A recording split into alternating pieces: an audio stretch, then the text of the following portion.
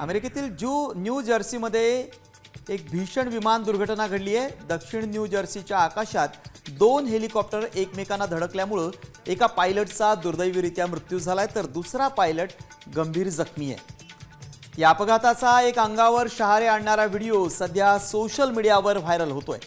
त्यात एक हेलिकॉप्टर वेगाने जमिनीच्या दिशेने कोसळताना दिसतंय। हॅम्प्टन सिटी एअरपोर्टवर ही दुर्घटना घडली आहे। दोन एनस्ट्रॉम बनावटीची हेलिकॉप्टर एकमेकांवर आदळली आणि ही धडक इतकी जोरात होती की एका हेलिकॉप्टरने पेट घेतला आणि ते थेट जमिनीवर कोसळलं।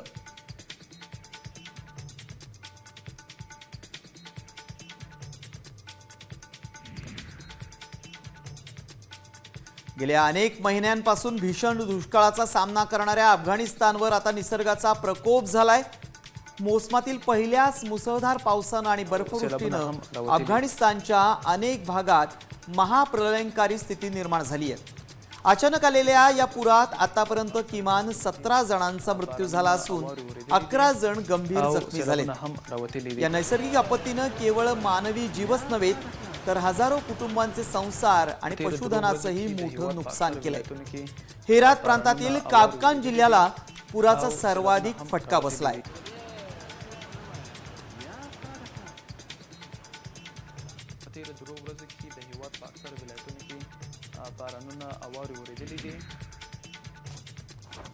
रशियाचे राष्ट्राध्यक्ष व्लादिमीर पुतिन यांच्या निवासस्थानावर 91 ड्रोनद्वारे हल्ला झाल्याची माहिती समोर आली आहे।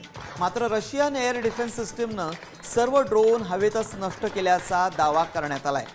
या हल्ल्यात कोणत्याही प्रकारची जीवितहानी झाली नाही असं देखील कळतंय।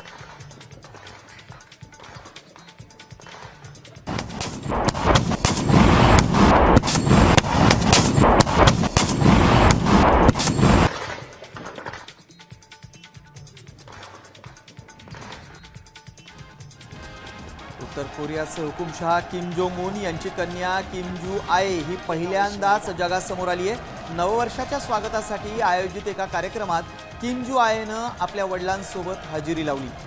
त्यामुळे उत्तर कोरियाच्या पुढील सत्तेची सूत्र तिच्याकडे सोपवली जाणार का अशा चर्चांना आता उधाण आलंय। उत्तर कोरियाच्या सरकारी माध्यमांनी या कार्यक्रमाचा व्हिडिओ आणि छायाचित्र प्रसिद्ध केले असून त्यांनी तिला किम यांची लाडकी कन्या असं संबोधलंय।